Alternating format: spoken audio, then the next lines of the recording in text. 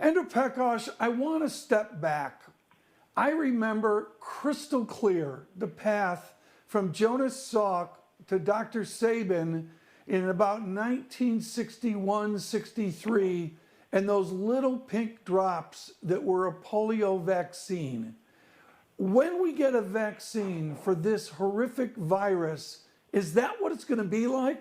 We're all going to line up and get drops in our mouth?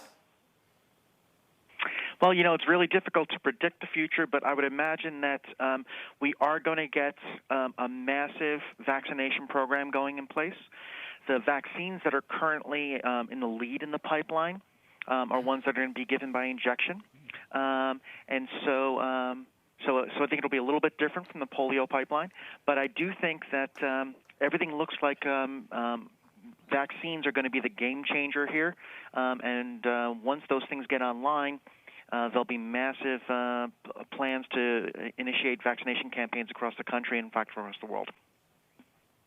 What is your best practice to get to that miracle point? Well, things have been moving forward at light speed when it comes to vaccine testing. Just this week, the FDA and the NIH gave approval to move into the second phase of vaccine testing with a number of the vaccine candidates. The first phase was just the safety testing. I haven't seen that data yet, but I assume since they've been approved to go into the second phase that the safety data has come up looking really good. And now the second phase is going to be the critical one where they really start to look at how those vaccines are functioning. Are they making the right immune responses that we predict would protect people from infection? Good morning to you, Andrew. Let me ask you about the mobile technologies that many countries are employing to try and get us out of lockdown and to reopen economies. Here in the UK, I'm talking to you from London, and by the middle of this month, there is a hope that there will be wide use of an app that, if it's taken up sufficiently, would be able to help in that endeavour. How excited is the medical community about this as a way of fighting the virus?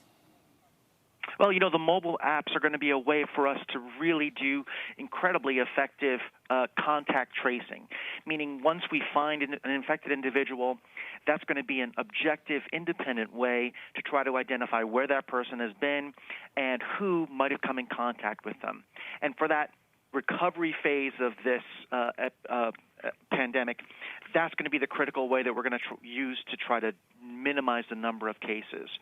Of course, there are some implications in terms of privacy, and so some people are feeling a little bit leery about this technology. But when it comes to just straightforward being able to track individuals and therefore slow down the infection spread, it's going to be an incredibly useful tool for that purpose.